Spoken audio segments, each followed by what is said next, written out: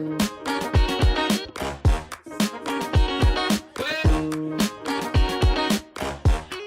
everybody, and welcome back to the Tangle podcast and the Tangle YouTube channel.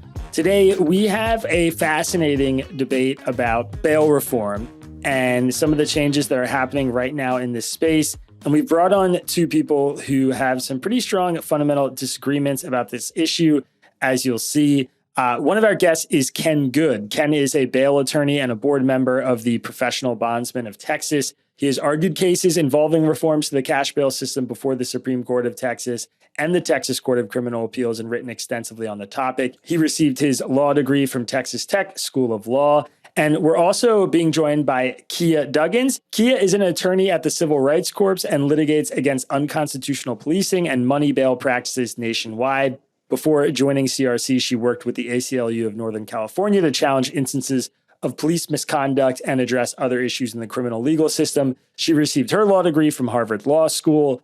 Both of these guests have really strong feelings about the issue that we're going to discuss, which you will see in a moment in this interview. I do want to just give a little bit of context here. You're going to hear both Ken and Kiah reference the O'Donnell v. Harris County case a few times. They worked on this case on opposite sides of it. They were both involved in different fashions, but made for a very interesting conversation and one where, they obviously were coming from different sides of it. So they had pretty strong feelings about the case and they reference it a few times. I asked Kiah in the interview to briefly explain it, which she does a much better job than I could. But just because the conversation kind of starts with that right at the top, I want to give a little bit of context that Harris County has a policy and a practice of using secured money bail to impose pretrial detention on misdemeanor defendants who are too poor to pay. What that means is that if you get arrested for a misdemeanor offense, you are brought into your pretrial hearing, you're asked to pay bail.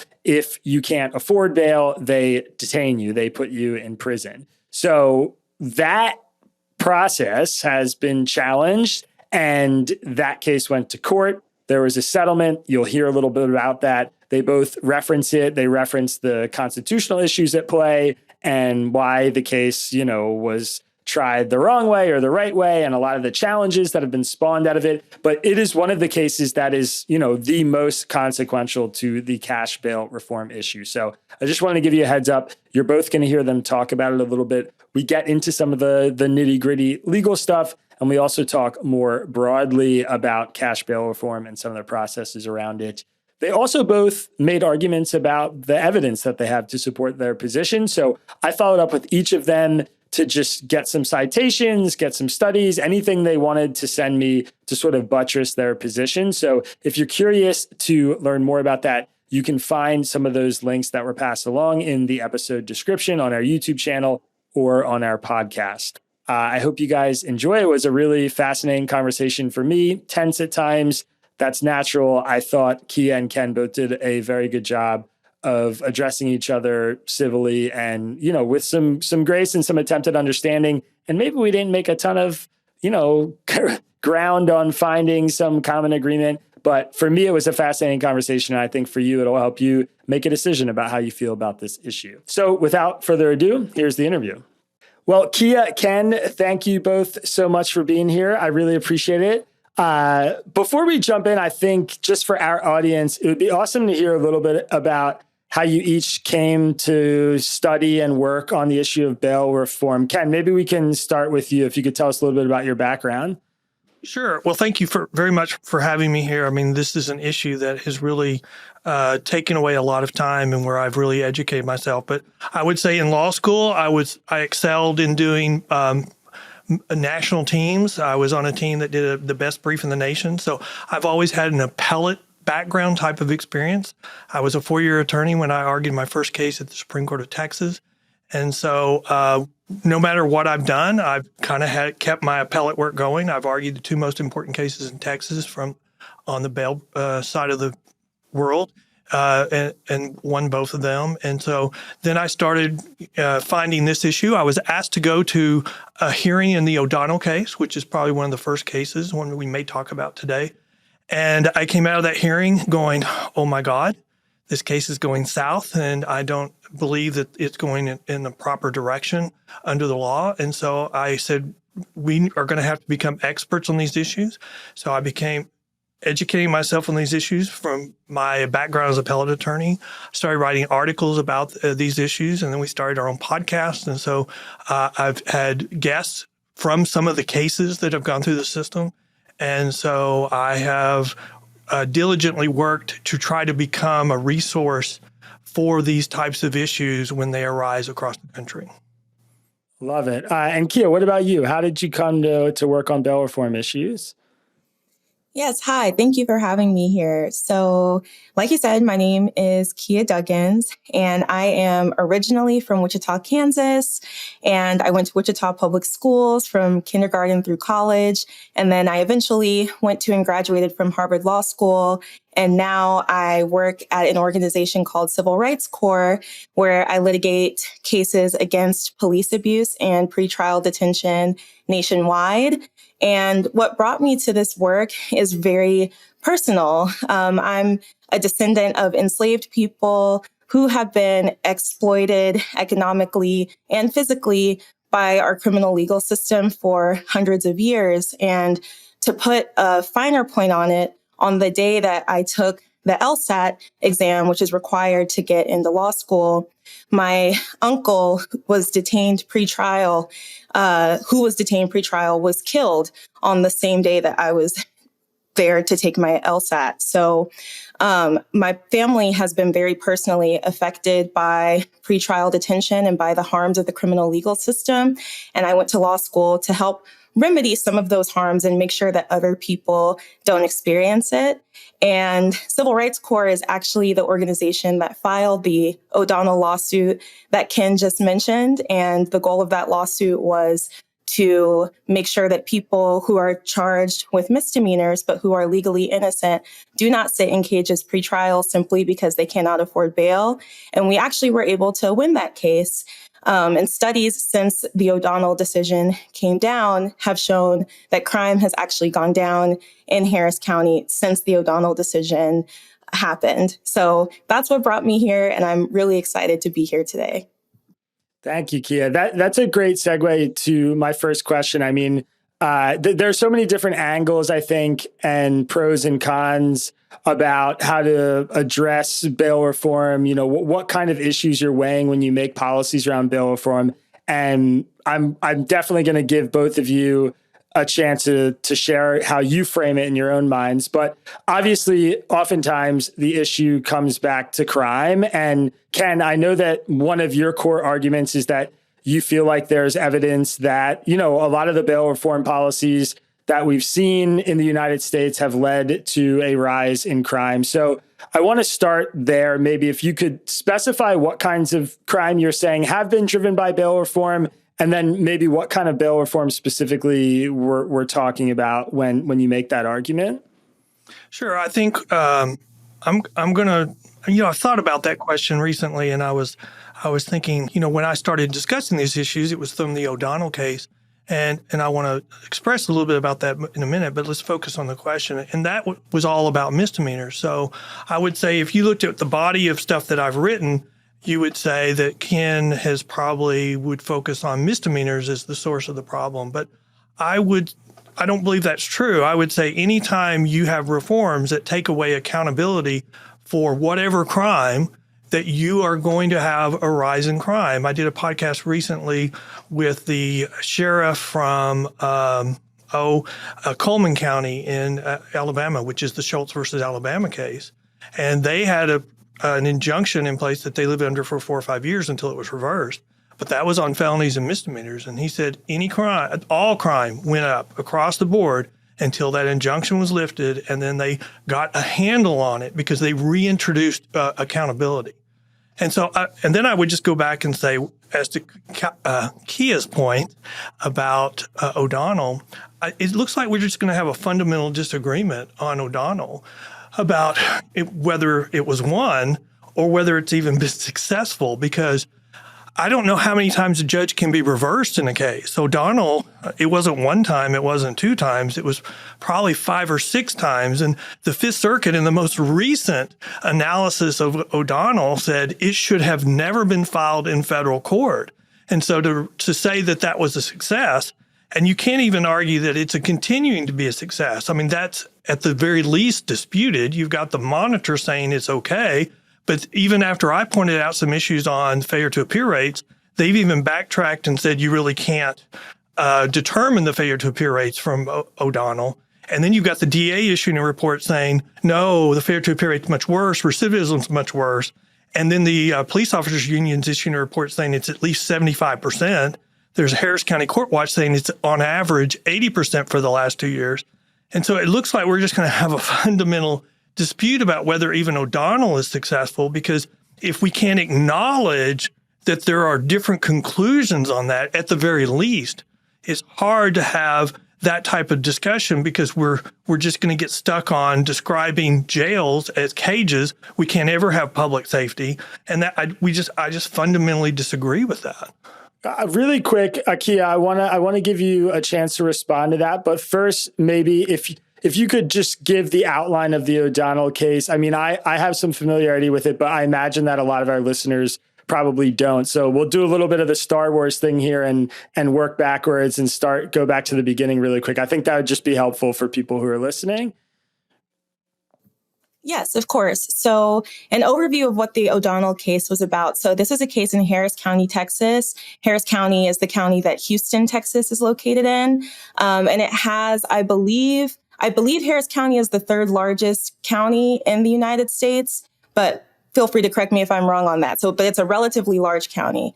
And what the case was about is that before the case was filed, people who were legally innocent but accused of misdemeanors would receive a money bail amount. And to be clear for all the listeners, what money bail is kind of like a security deposit saying, if you pay this monetary amount, that means you're promising to return to court. So if you do return to court, we will return your deposit of money bail back to you. So that's kind of how money bail operates in a nutshell. And in Harris County, Texas, people who were accused of misdemeanors were given money bail amounts. And if they could not afford that money bail amount, then they were held in a cage pre-trial. Once again, these people are legally innocent. They had not been convicted of a crime yet. And so our case in O'Donnell was basically to say that it's unconstitutional to hold people in jail simply because they cannot afford this relatively arbitrary money amount that has been set in their case, especially when they haven't been convicted of anything. And so the claims that we brought were related to equal protection, procedural due process, and substantive due process. And the case resolved in the plaintiff's favor in that now people cannot be held in jail simply because people who are charged with misdemeanors in Harris County cannot be held in jail simply because they cannot afford a money bail amount. And it's led to the pretrial release of many people. And the study that I was referring to earlier when I said that studies have shown that crime has gone down since the O'Donnell decision is a study done by a peer-reviewed study done by UPenn, the Quattrone Center. It was released August 16th of 2022. So it's relatively recent. And that analysis from that study shows that crime rates have not increased because of the O'Donnell decision. And in fact, crime has gone down. Kiah, I do want to hear about kind of the interaction of the bail process and crime. But as I understand it, I think one of, your core arguments is also about the constitutionality of, these bail practices. I'm wondering if you could talk a little bit about how you think about that in the first place, whether it's legal or constitutional to ask for people to give their money while they await trial, and if they can't, imprison them. Sure, I'm happy to talk about that. So the short answer to your question is money bail by itself is not unconstitutional on its face, but there are some ways that money bail is imposed that can make it unconstitutional for certain people. So to be a little bit of an annoying lawyer here.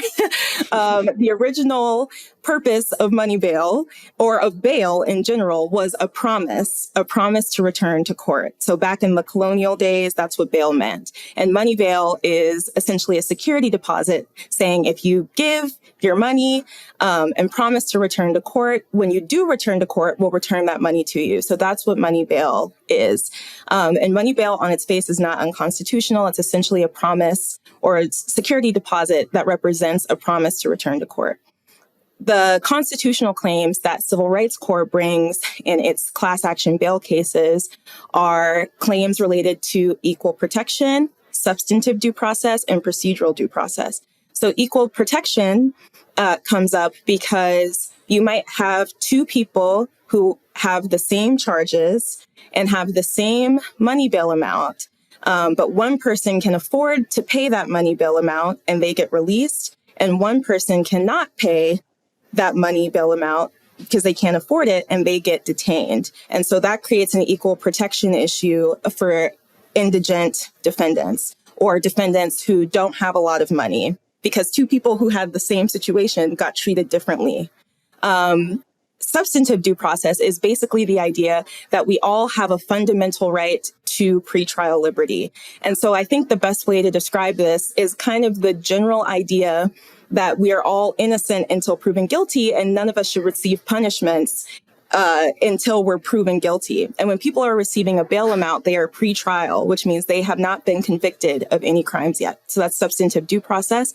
And then procedural due process, finally, I'm wrapping up this lecture that I'm sure some people don't want to hear.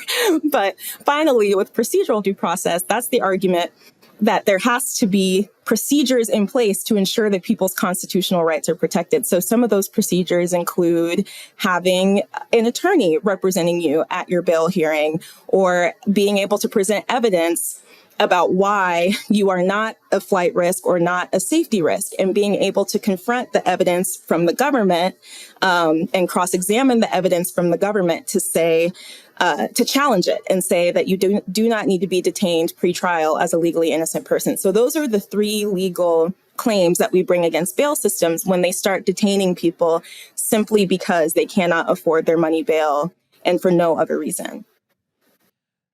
Ken, I'm curious to hear, your response to that, but, to put a fine point on it, how you think about the constitutionality or the legality of imposing cash bail on people, separate from, I understand that you think it's a sound policy that's effective at reducing crime. And I do want to talk a little bit more about that, but I'm curious about that core question too, of whether you feel like there's strong constitutional grounds to impose bail and why.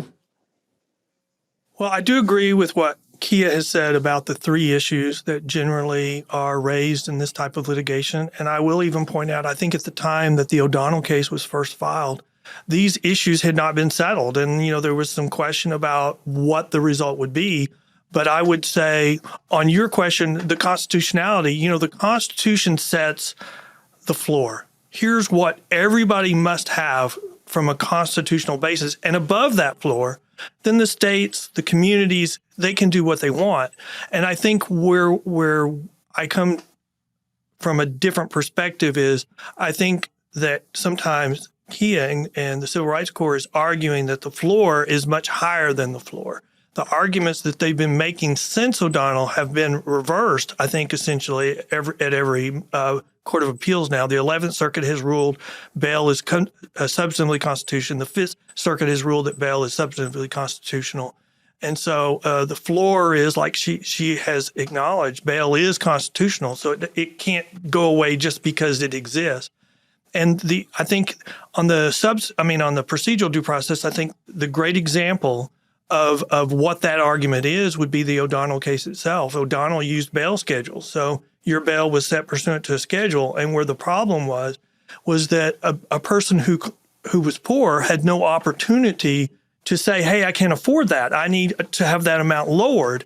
And so the problem under the Constitution is there was no procedure in place for them to say, I need a deviation, because the judges would say, you can't talk. Anything you say will be used against you. And so But what we have found out since is once those procedures are put in place, then it goes to a very low standard of review. That's the reason why, even in the O'Donnell case, that Rosenthal got in trouble. She issued a preliminary injunction, it went up on appeal, was reversed. She issued a second one, went up on appeal, and was stayed. The reason why O'Donnell is in place now is because of a settlement, not because of any finding from the Court of Appeals. In fact, the settlement encased procedures that had been reversed by the Fifth Circuit. And so since then, the Daves case has completely reversed O'Donnell and said it should have never been filed. And so I understand that we're arguing about O'Donnell because that's the big claim to fame, but it has no standing in the legal world. It has been completely reversed. The only reason why it's in existence today is because of the politics. The politicians don't have the will to go into the court and say, let's set that aside because the court says you have no jurisdiction and there's no basis. This case should have never even been brought in federal court. Every case since then they have lost, even the Booth case, which just was on the issue of whether they should provide counsel at the bail hearing. That was just dismissed in the last 60 to 90 days, and they didn't even appeal that case.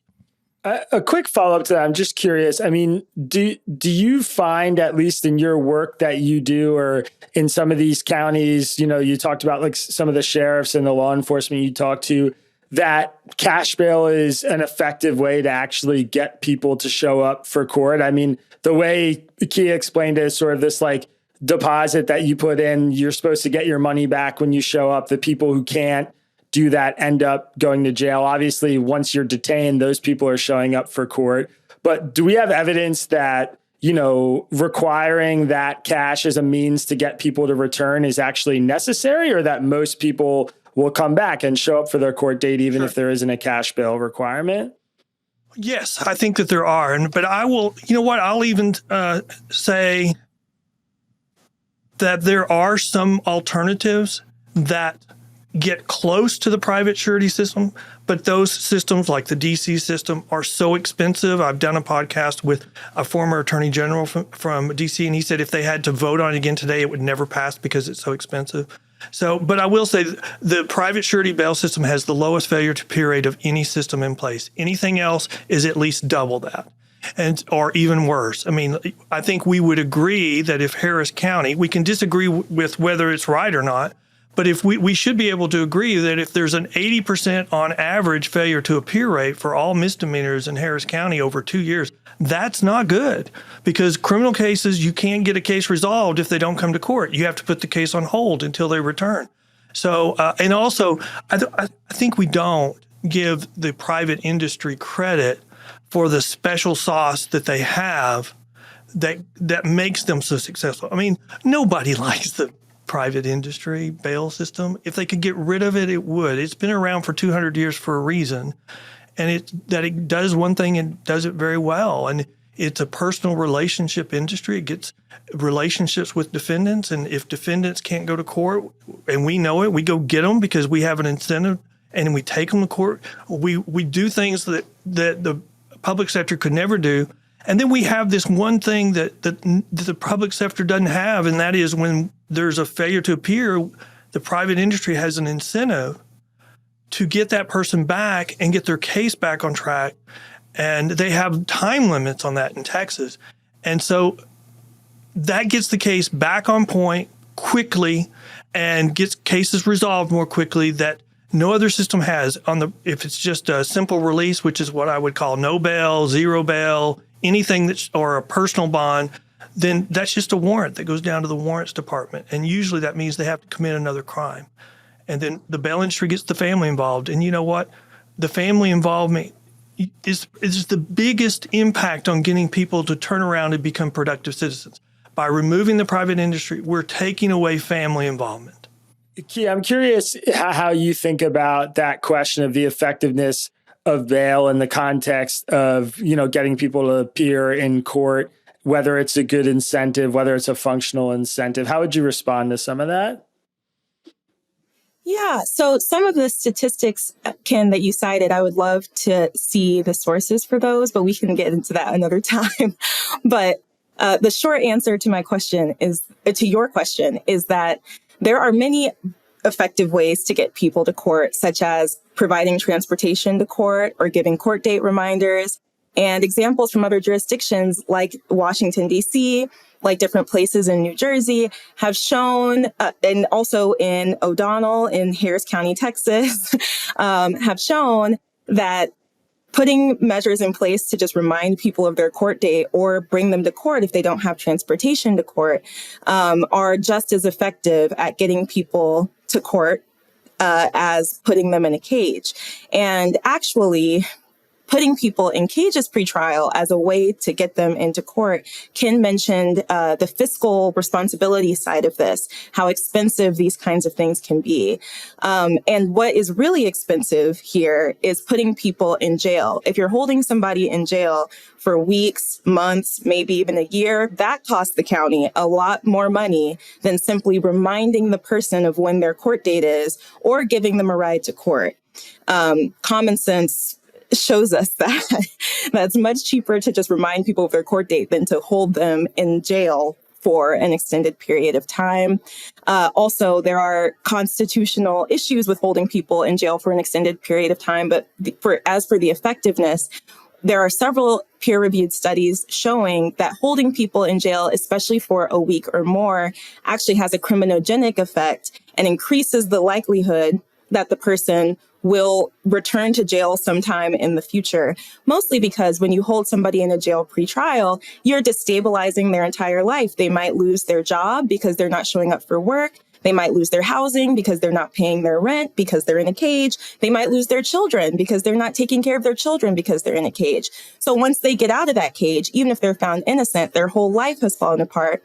And that creates a public safety issue. And that also creates a financial burden on their local government because all of their stabilizing forces in their lives, such as their housing and their family and their education, have been taken away. And that's actually a point that I agree with Ken on, that getting the family involved in a defendant's case is really helpful. And there are ways to do that without cash bail. There's something called participatory defense, where family members can help advocate for their loved one and say, we'll give them a ride to court. Here's where they work. This is the church that they're a part of. These are their children. Here are their connections to the community. We will make sure that they show up. So basically, the family in this participatory defense model is serving as the promise, to make sure that this person gets to court and that the case can be resolved. So that is actually a point I agree with Ken on, that getting the family involved is a very effective way of making sure that people come to court and that cases get resolved, all while preserving people's constitutional rights. Well, let me just kind of respond to, we've had a couple of comments now that, these people are innocent until proven guilty and that should be taken as a consideration. They should not be held. The problem is that's actually contrary to the law. I mean, that is something that applies at trial. We have a presumption of innocence. You don't have to testify. But for release, it is solely what assurance are you giving to the court that you will return to respond to these criminal charges. And there are factors in statutes that the court has to consider. Innocence, presumption of innocence is not one of those. And then the issue, I actually thought Kiah's response on it's cheaper to let them out than to hold them was a good argument until I spoke to the sheriff in the Schultz versus Alabama case. And he said, look, it's a lot more expensive in the long run if you're going to let people out with no accountability and watch crime go through the roof. And then you're having to try to get that under control, which is what they did for 4 or 5 years. And he said, that's the most expensive thing you can do. And I agree with that. I think that when you take away accountability, you have to expect crime will go up. I mean, you've got a city within the city generally. In Houston, you've got, a small group of criminals that are doing a lot of the crime. I mean, we talk about the people who have jobs, but we don't talk about our gangs. We don't talk about career criminals. We don't talk about the groups that make money by committing crimes, and organized crime. And so I think when we're talking about tying the hands of judges, maybe for a noble reason, but when we do it so that judges can't do anything about the bad sectors of society, well, then those parts of the community are suddenly going to grow because it's a green light to commit more crime. And I think a lot of what is the result, maybe not what they're arguing for, but the result of what Kiah is advocating for, that's the result. We're tying the hands of judges so they can't address career criminals, organized crime, or gangs. And that's one of the reasons why we see crime going through the roof in our inner cities. Kiah, I'm curious to hear how you address folks, because I'm sure that line of argument is something that you run into a lot. I mean, I'm a journalist. All I do all day is read media stories, and a very common archetype of a story right now is somebody's out on bail and they go commit some kind of violent crime, and that's on the homepage of the New York Post or whatever. So I know it happens, but I guess what I don't know for sure is how much should be tying that to something like abolishing cash bail, and how much we know about the relationship between those two things. So what do you say to people who intuitively just feel like, yeah, of course it makes sense if we, arrest somebody and let them right back out that they're going to go commit another crime? Yeah, so I have a two-part answer to that question. The first part of my answer is that statistics from the federal government, the FBI, the Bureau of Justice Statistics, et cetera, all show that crime is not increasing. That's what the data from law enforcement itself is showing on a national level. However, people's perceptions of crime are increasing. So people believe that crime is increasing. That's definitely true. But when we look at the national statistics, crime is not increasing on a national level. And that is not only reflected in these national statistics, but also in peer-reviewed studies as well, which have been done across several different jurisdictions in the United States. And so that's the first part of my answer. And the second part of my answer is that I also very much care about community safety. And I do this work because I believe that we all deserve to be free from violence. We all deserve to be safe in our homes and in our neighborhoods and in our cities. And it is because I am so passionate about making sure that everyone is safe that I am against pretrial detention, and also for investments into things that we all know keep us safe, such as housing, healthcare, education, things that attack the root causes of violence, according to almost every study that's been done about what the causes of violence are and what perpetuates violence. The reality is, with tying this back to cash bail and pretrial detention, the reality is that pretrial detention destabilizes people's lives, like I said earlier, because even spending 1 to 2 days in a cage can cause you to lose your job, can cause you to miss payments on your bills and on your housing, and can cause you to lose your children, especially if you have small children that you don't return home to because you're being held in a cage due to an unaffordable money bail. So that kind of destabilization of countless people creates a public safety issue, because then people don't have the housing, healthcare, education, et cetera, to fall back on to be productive members of society. So releasing people pretrial and investing in the foundations of what prevents violent crime, again, such as housing, healthcare, education, livable wages, things that we all, I think, can agree are great for human beings, is a way to prevent violence. So I do just want to emphasize that crime is not increasing. People's perceptions of crime are increasing. And it's, as we're nearing an election year, it's important to point out that saying that there's so much violent crime, especially in inner cities, as Ken said, is a dog whistle to get people to vote for them. And it's also a dog whistle that has racial undertones, basically saying that Black people are dangerous and we need law and order to get them under control. And that kind of messaging is not new. It's been used since slavery. It's also used more recently in the 1990s with Bill Clinton and Hillary Clinton and their super predator rhetoric that led to mass incarceration that we see today. That's a dog whistle to get voters out. But the statistics and the data are clear that crime is not increasing. And the statistics and data are clear that the ways to make sure that people are safe and free from violence is to invest in housing, healthcare, education, livable wages, and other social and economic resources.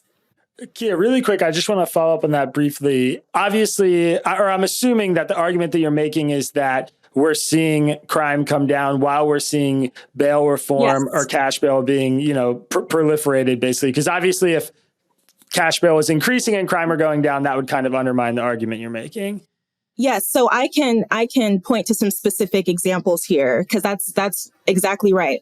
To tie the crime rates to bail reform and what's really going on when we have bail reform, what's going on with the crime rates. So as I mentioned earlier, Civil Rights Corp had the O'Donnell case in Harris County. And then we also have a case called Urquidy in California. And in both of those cases, the DAs, DA Ogg in Kim Ogg in Harris County, and also a DA in Yolo County in California, self-published reports about crime rates increasing because of bail reform. But we've had experts, data science experts, review the data and actually find that crime has either remained stagnant or has decreased in the case of Harris County since bail reform has happened in the form of our lawsuits. And there's also been, in addition to having data science experts explain that crime is either remaining stagnant or going down after bail reform, there have been peer-reviewed studies done by several different institutions over several different years across several different jurisdictions that show that when there's bail reform, crime rates do not increase. That is the conclusion of peer-reviewed scientific research, as opposed to the kinds of reports that Ken references, which are reports that are made by district attorneys or by police officers, as opposed to by third-party data scientists who are analyzing the data in a scientific peer-reviewed way. Ken, I want to get your reaction to two things. I know there's a lot there in the last couple of questions, or in that answer from Kiah. One is the argument that detaining someone while they're in pretrial and how destabilizing that is for their life. That resonates for me a lot. I mean, I think that makes a lot of sense. The idea that somebody's accused of a crime, they get put in jail and they miss a few days of work and they lose their job, and the snowball just kind of builds up from there. So I want to start there. I'm just curious how you think about that. And then we can talk about the discrepancy in the evidence that each of you guys are kind of citing and what kind of evidence you look to on the question of cash bail and crime. But I'm curious if that argument from Kiah lands with you at all, because when I hear that, I think it makes sense in the same way. The idea that, you let somebody free who's just been arrested for a crime, there's a good chance they might go commit another crime makes sense to me. The idea that you arrest somebody who's accused of a crime and you destabilize their life by incarcerating them for a few days, that also makes sense. So how do you weigh that in your calculation? Let me state it a different way. If you're a first-time offender, I would agree with you. But once you've got a criminal history, and what we're seeing more and more is extensive criminal history, if your bail is set in an amount you cannot afford, I don't believe you're in jail anymore because you're poor. You're in jail because of your criminal history. And I think that's a fundamental disagreement that I have with probably Kiah's position, because the reforms that they see are charge offense based. So no matter how many times you're charged with this offense, if it's on the simple release list, you have to be simple released. We've seen that in New York. And so we've had rollbacks because, criminals see that as a green light to commit that same crime over and over and over. When you get arrested 17 times, then I have a question about whether you should be released. I don't have a problem with you being held pretrial. I think the example that Kiah is highlighting is a first-time offender. I don't believe we have first-time offenders anymore. But let's go back to what she's saying about crime is not increasing. We saw that right before the last national election, right? 2 weeks before the election, people were coming out and, one side of the political spectrum was saying crime's not increasing. This is just jargon coming from the other side. And maybe it worked in the election. But, you really can't say that anymore. I mean, in the last month, the NAACP Oakland chapter came out blasting the local elected officials saying, we need a state of emergency on crime. Crime is rampant here in Oakland, And the DA came out essentially saying the same thing that Kiah is saying today.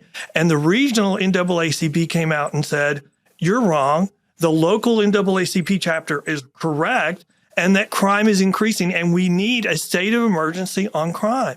And so I don't think you can say that you can't say crime's not increasing anymore. When you have rampant shoplifting, where stores can't withstand $25,000 a day of shoplifting, and they're closing shop. I've never seen stores closing because of public safety issues, where you've got the Nancy Pelosi federal building in San Francisco sending an email to all the federal employees that work there. Do not come to work from home. It is not safe to even walk from your car or to drive to work and walk into the building. I mean, you can't, I've never seen that before. And now you see San Francisco there was an article yesterday, in the last 6 months, 3 buildings have sold, one for 25% of its value, one for 40% of its value, one for 50% of its value. I mean, I wrote an article that's called The 4 Phases of the Spiral of Death for our largest cities. And those are all interconnected, and they all get traced back to crime, and those all get traced back to, we've decided to go down the road of simple release. And that is no accountability. We're releasing people with a green light to commit more crime. It creates chaos. You cannot overcome the chaos because you've created a system where you can't do anything to people who don't show up for court. And as a result, you end up having to dismiss crimes. The Yolo County DA, I did a podcast with him, and he said misdemeanor crimes in California have an 80% failure to appear rate. Statewide, you can't do anything to them if they don't show up for court. So you only get people to come to court that are doing it voluntarily. Other people see it as, hey, no problem. Nothing's going to happen to me. I can do it again. And that's what you're seeing. I mean, it's hard to have a discussion when we don't even agree crime's increasing and one side says the other side's a dog whistle. And here's the stat that says it's not a dog whistle. 50% of murders in the United States are being committed against young Black males. In our inner cities, it's even a higher number. And somehow and the people who are murdering them are generally young Black males as well. And we have turned that whole debate, and we've somehow created that we have to cater to the murderer and ignore the victim. And that's where we are right now with the policies that are being pushed. To briefly respond to a couple of things that Ken said. I'm sorry, Isaac, I know you're trying to keep us on track here, but just a quick response. First to the last comment you made about murder victims being disproportionately Black males. To be fair, victims of crime are disproportionately Black people. And again, as I said, I care about safety. I care about making sure that everybody is free from violence and is able to live safe, healthy, and productive lives. And as we know, the root causes of violence are often lack of resources, lack of economic opportunity, lack of education, lack of stable housing, lack of health care, including mental health care. That lack of resources is what causes a lot of violence to occur, most violence to occur, according to most studies about the root causes of violence. And so in an effort to make sure that people can remain safe and free, my argument is that we need to invest resources such as housing, healthcare, education, etc., into places where crime is affecting people. Because to be fair, to Ken's point, there are certain neighborhoods, although nationwide, statistically, crime is not going up. There are specific neighborhoods in the nation where crime is high, where violence is high, where people are not safe. And those neighborhoods are often under-resourced, as you could imagine. Most of the neighborhoods that have all of this violent crime are not neighborhoods that are upper middle class or rich. They're neighborhoods that have been significantly divested from in terms of housing, healthcare, education, and other crucial resources that are necessary to human thriving. So preventing violence has to do with investing those resources and has nothing to do, according to all of the statistics I've cited, with pretrial detention. And I do just one last point that I want to make, or one last sentence I want to say, is that the national crime statistics that I cited are from the FBI, which I would not consider to be a leftist source at all. It is the Federal Bureau of Investigation saying itself that crime on a national level is not increasing. But in the specific neighborhoods where crime is increasing, we need to invest resources there. I do want to make one point. I think we have an important concession here. And, my lawyer's coming out. I apologize. But, Kiah said that disproportionately black people have crime committed on them. The point that's missing is, by and large, the group that's committing the crime is from the same demographic. So we have a disproportionate amount of crime being committed on black people by black people. And the other point I would make is the point about the lack of resources. I mean, that sounds really good, and we should be spending more resources on that because we've already failed families. We've already had schools fail. We've had drugs running epidemic in our inner cities. But the problem is that is not an alternative to our criminal justice system. I don't want to take offense when someone says you're just playing a dog whistle. I don't want to, you're a dog whistle, or when somebody keeps saying cages over and over. But if you want to simplify the argument that's being made, it's like, you commit murder, here's your house, don't commit another murder. If they commit another one because we have no other plan, I guess we're just going to give them a summer home. I mean, that's not an alternative. That's not a way to fix this system. It's just, with all due respect, it's just rhetoric. There's no alternative. Well, I think, there's obviously a middle ground between, providing resources for people and taking someone who's a murderer and saying, here's a house, don't worry about a murder. I mean, I think there's an ocean between those two things. So, I'm curious about finding that spot that's between those two ideas, or even, which side of that kind of framing we should be leaning into. I'm going to ask this question for both of you, but obviously in sort of a slightly different framing, or in reverse, I guess, really.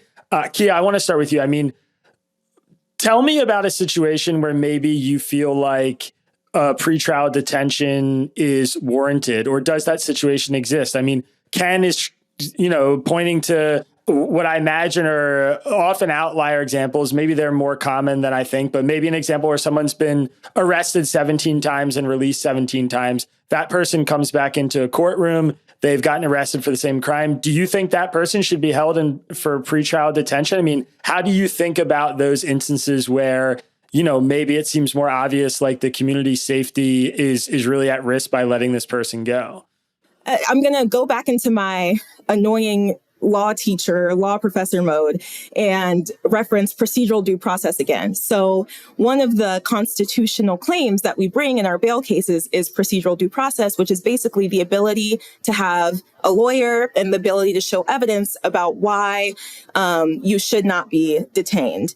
And what that, in a nutshell, can be called is an individualized determination. And so the argument that places like Civil Rights Corp, where I work, are making is that, or the argument that we are making is that every single person who is arrested should be able to have an individualized determination to determine with evidence whether or not it's necessary that they should be detained pre-trial. And it might come out in that individualized determination that the evidence is looking pretty bad for this person. They look like they're going to be a threat to the community. They need to be detained. But the point is that there needs to be that kind of a hearing with evidence presented, with legal representation, et cetera, to make sure that we are only detaining the people who are flight risks or safety risks to their communities. And so to answer your question of when should a person be detained, the constitutional answer to that question is after an individualized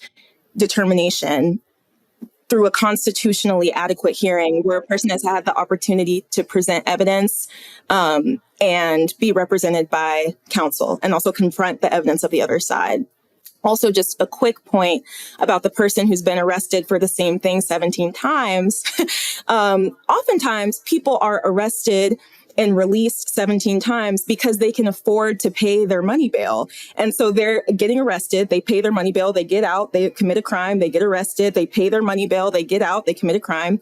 Or sometimes people get arrested multiple times after being convicted multiple times. So they get arrested, they get convicted, they serve a year in prison, they get out, they get arrested, they get convicted, they serve a year in prison, etc.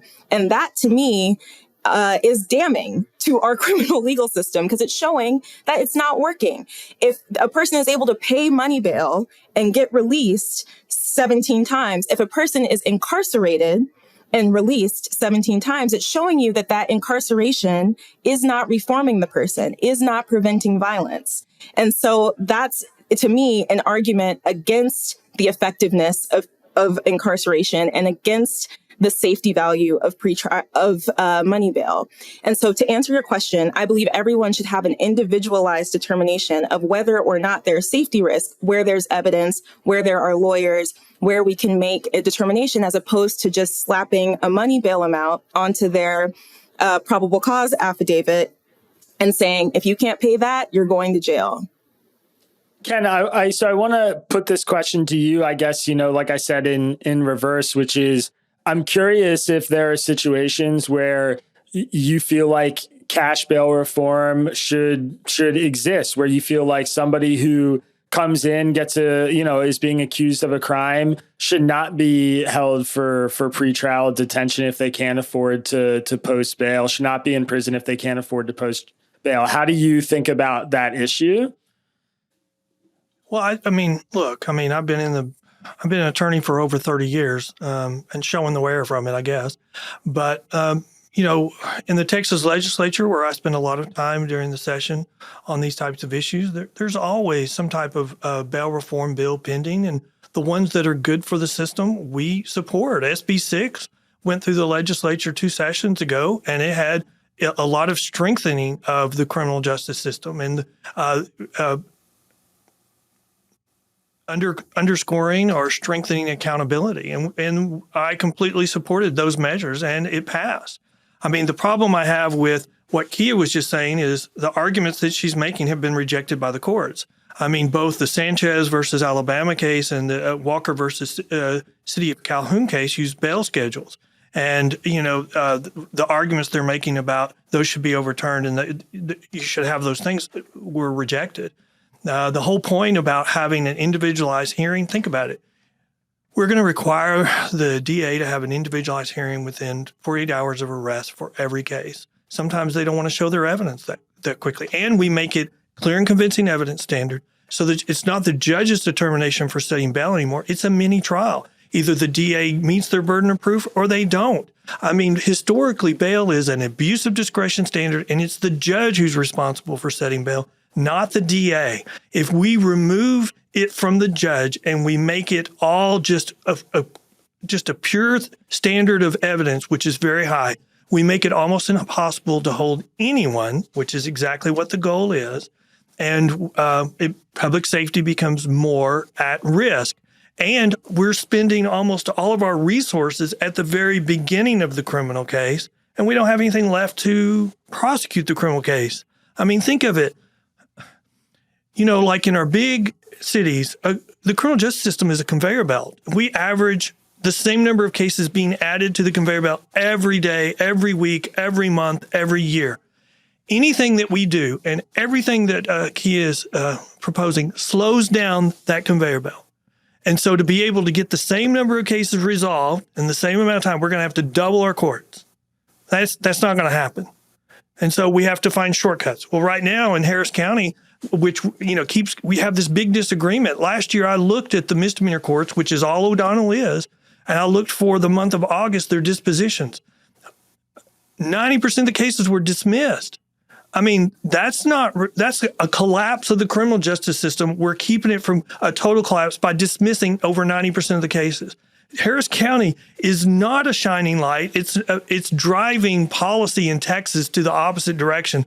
But we still have people going to other states saying, Harris County is the golden where you should shoot for. And we couldn't be more separated. We couldn't be more far apart on the differences. And where we have this problem is we can't even agree on the facts, what works and what doesn't work. We should be able to say, hey, this works. We should, anything that works makes the criminal justice system better. So what's good for the criminal justice system, shock of all shocks, is good for the bail industry. And so anything that's good for the criminal justice system, we're going to agree with. But these policies, and they are policies that they're trying to impose by court fiat, and they've now been rejected at every turn. They only have 2 cases pending at the Supreme Court right now, and they're on procedural issues. They're not even making the constitutional issues anymore at the Supreme Court. They're just doing procedural stuff. And so I guess it's just to keep their donors engaged that they're doing stuff, because they've raised over $30 million to raise these arguments that have all been rejected by the courts. I want to focus just a little bit here, Kiah, because I want to get your response. And I know we're about at time and have to wrap up here in a minute. But how do you weigh that calculation? Because I do hear a real calculation in there that Ken's talking about, which is, say we decide that we're going to give every person who comes before the court this full understanding of the evidence at play and deciding whether we should be holding them for pretrial detention or not. We're going to overwhelm the system. And the result of that is going to be there's a much higher likelihood that people who may commit crime again are going to get released out on the street right away. How do you navigate that calculation in your mind when you hear Ken making that argument? Yeah, so these questions are often posed to me as a trade-off between constitutional rights, public safety, and also judicial efficiency. And in my mind, there is no trade-off between the three when we acknowledge that many people can just be released pre-trial. People have a fundamental right to pretrial liberty. And so releasing people pretrial does not implicate any of their constitutional rights. It allows them to get back to work, get back to their families, get back to their housing, et cetera. So it doesn't impact any of these moral or ethical quandaries that I've been bringing up. And it also helps with judicial efficiency, because if most people are released pretrial, then we can focus on the individuals who we think might be a bit of a public safety risk and make sure the resources are focused there. And I want to be clear that releasing people pretrial is not dismissing their case. People who are pretrial have not been convicted of anything yet. They are before their trial. They're legally innocent. And so dismissing them pretrial, or not dismissing them pretrial, releasing them pretrial, is not dismissing their case. It's just allowing them to continue to meet their obligations in their lives until the date of their trial, where they may be found guilty or innocent. And so this public safety rhetoric that Ken continues to talk about is, just to be clear, statistically inaccurate. Crime rates are not increasing, not even in places where there have been bail reforms. This is according to the FBI and according to several peer-reviewed studies that I'm happy to send to you, Isaac, later if listeners want to look at them and read them themselves. And the real way to keep people safe and to keep our community safe is to make sure that people are housed, fed, educated, connected to their families, connected to their communities, have transportation to be able to get to court. So that way people's lives are stable and resourced, and they are less likely to commit crimes in the future.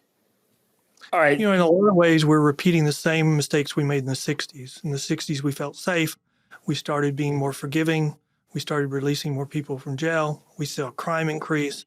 And we're now having the exact same thing happen. And the only other thing I would say is, Kiah keeps saying that fundamental right to release. So that's a constitutional right to release, which has been rejected by the courts, which means that local jurisdictions can decide what they want and without violating the Constitution. She keeps coming back to say they have no choice because it's a violation of the Constitution. Those arguments have been rejected.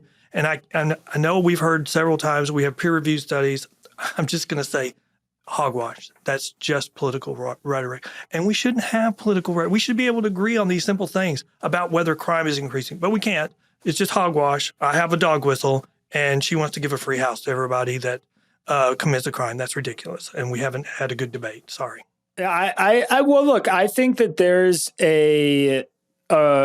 some real solid ground and tension that exists here between your arguments. And, I'll certainly give both of you a chance to send over, any evidence that you have for your positions on the relationship between bail reform and crime that we can include in the episode description of our YouTube video and the podcast, because I'm sure people are going to want something that's, offers a little bit of clarity for them. And,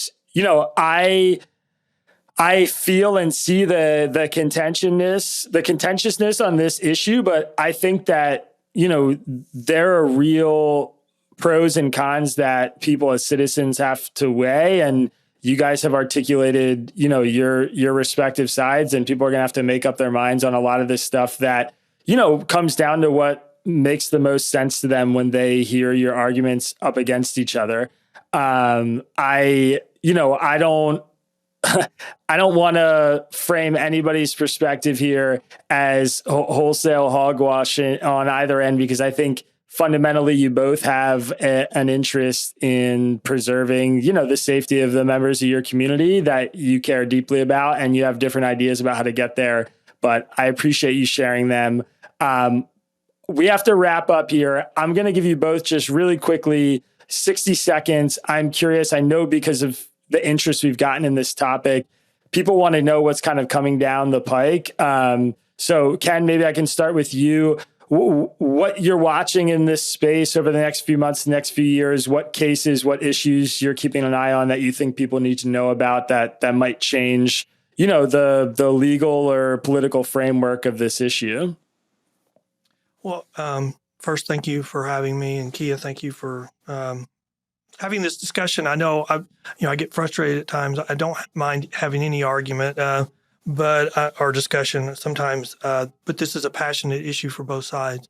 What am I looking forward to in the coming months? There's two cases pending at the U.S. Supreme Court. One is Davis versus Dallas County, and the other one I just call the little case because I can't pronounce the last name because it's from Louisiana.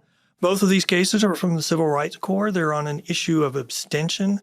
We call it younger abstention, and so the Fifth Circuit ruled that these types of cases cannot be filed in the Fifth Circuit anymore.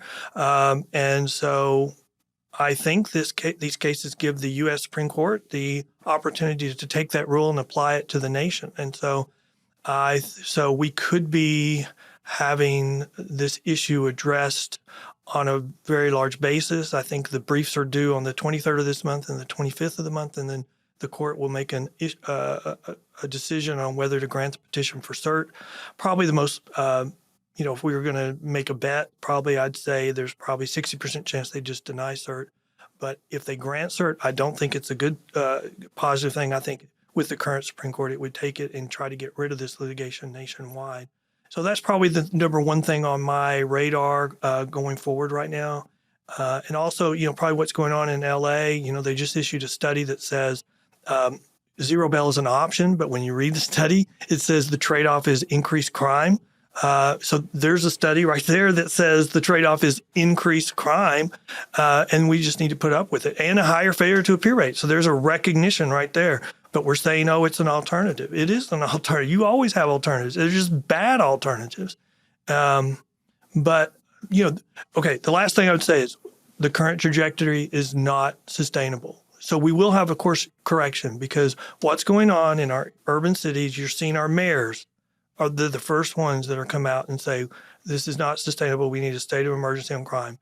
Because what's happening, where we're going, contrary to what Kiah's arguing, is not sustainable. And so we will have a change, and we will have a course correction. Thank you. But thank you very much for having me. Yeah, thanks for coming on. Kiah, really quick before we go, what are you watching in the space? What areas are you keeping your eyes on in terms of, this issue nationally? Yeah, so I'm keeping my eyes on the same cases that Ken mentioned. And I also, because I actually believe Ken and I do have common ground, which is that we both care about public safety. We both care about making sure that people live lives that are free from violence and that we can all feel safe in our communities and our neighborhoods and our cities. And so the things that I'm excited about and looking forward to are all of the creative ways that grassroots people on the ground mostly Black people on the ground who are, as we discussed earlier, disproportionately victimized by crime, all of the creative ways that people are working together with their communities to figure out how can we make sure that our communities have the resources that we need so that we are not subjected to this violence and to this lack of safety anymore.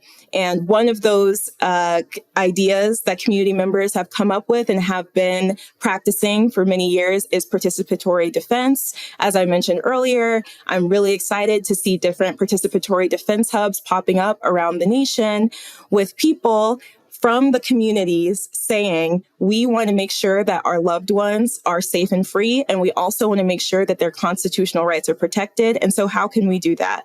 So all of these grassroots initiatives, from participatory defense, court watching, et cetera, many of the people who are in it are victims of crime who have decided to take it upon themselves to figure out how we can make the system better. That excites me. I'm really excited to see all of the alternatives that people are coming up with to cages and to pretrial detention. All right, Ken Good, Kiah Duggins, thank you both so much for the time. I really appreciate it. And certainly an issue that I know a lot of people are keeping their eyes on. So I'll be in touch with both of you. Thanks again.